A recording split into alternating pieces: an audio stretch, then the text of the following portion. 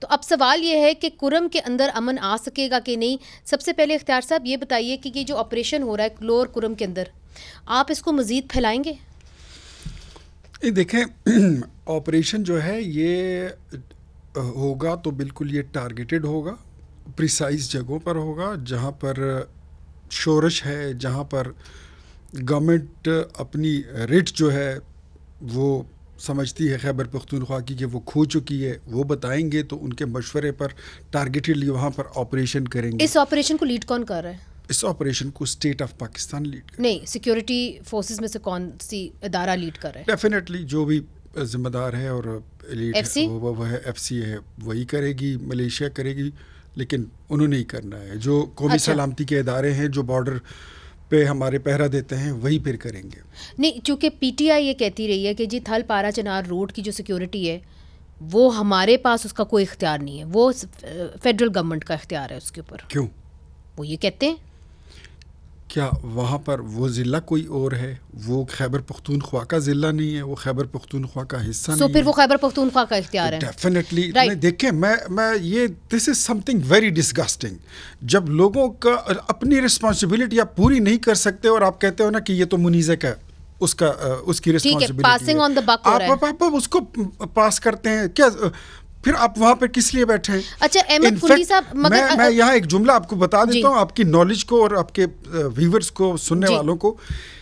یہ معاملہ، یہ قصہ ابھی شروع نہیں ہوا تھا. ان کو ڈسٹرکٹ ایڈمنسٹریشن نے لیٹر لکھ دیا تھا کہ we don't have the sufficient police force, اور ان کے پاس اکوپمنٹ بھی نہیں ہے مکمل طور پہ، اور جن کے ساتھ ہمارا مقابلہ ہے وہ ویل اکوپڈ ہیں اور تعداد میں پولیس سے زیادہ ہیں. But Khyber Pakhtunkhwa government was very much busy to do this 24 and 26 اچھا ٹھیک ہے. احمد کنڈی صاحب آپ کی جانب، and again I apologise, P T I سے اس وقت کوئی ریپرزینٹیو اس لیے نہیں ہے چونکہ شوکت یوسف زئی صاحب کو ہم نے دعوت دی تھی مگر انہوں نے بیٹھنے سے آخری منٹ پہ انکار کر دیا. احمد کنڈی صاحب اب سوال یہ ہے کہ آپ لوگ تو فوراً جو ہے آرٹیکل 245 انووک کر دیتے ہیں اسلام آباد ٹیریٹری کے اندر جب پی ٹی آئی کا جو جلوس ہے وہ اسلام آباد کی طرف آتا ہے. اب یہاں پہ سیکیورٹی کا ایک بہت بڑا المیہ جنم لے چکا ہے، یہاں پہ آپ کیوں نہیں بلا رہے فوج کو؟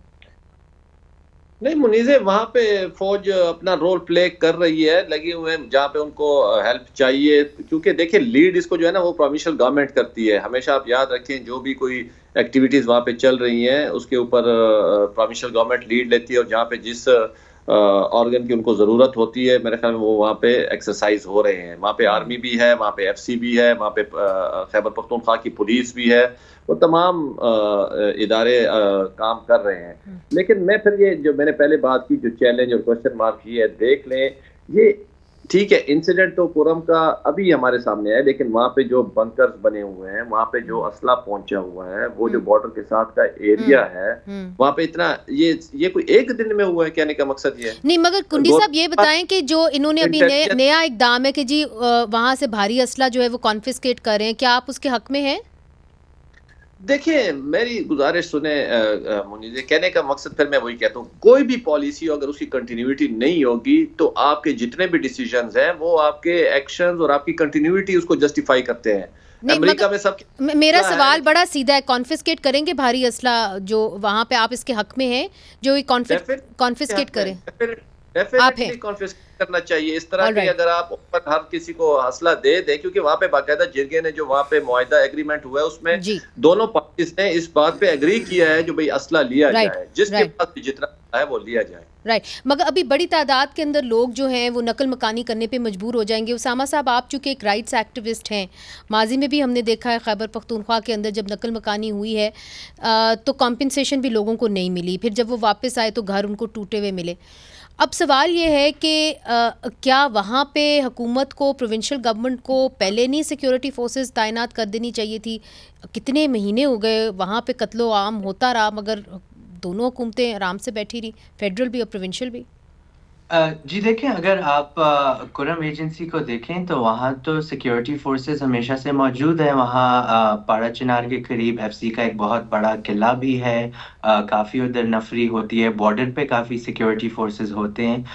مسئلہ یہ ہے کہ ہمیں آگے دیکھنا ہے کہ دونوں جو گروہ ہیں جن کے درمیان میں یہ کانفلکٹ ہو رہا ہے، ان کو برابری سے جو ہے ٹریٹ کیا جائے. کہ یہ نہیں کہ آپ ایک گروہ سے جو ہے ان سے سارے اسلحہ لے لیں لیکن دوسروں کے پاس جو ہے آپ رہنے دیں. اور یہ ماضی میں بھی اس طرح کے مسائل آ چکے ہیں. اور دوسرا یہ کہ تھوڑا احتساب بھی ہونا چاہیے کہ کیوں اس طرح کا سیکیورٹی سچویشن آئی ہے اور اس میں کس کی ذمہ داری بنتی ہے. تو اس میں میرے خیال سے پھر اینڈ میں جو ہے جو لوکل سویلین پاپولیشن ہے ان کی ڈسپلیسمنٹ بھی ہوں گی، ان کے گھر بھی خراب ہوں گے،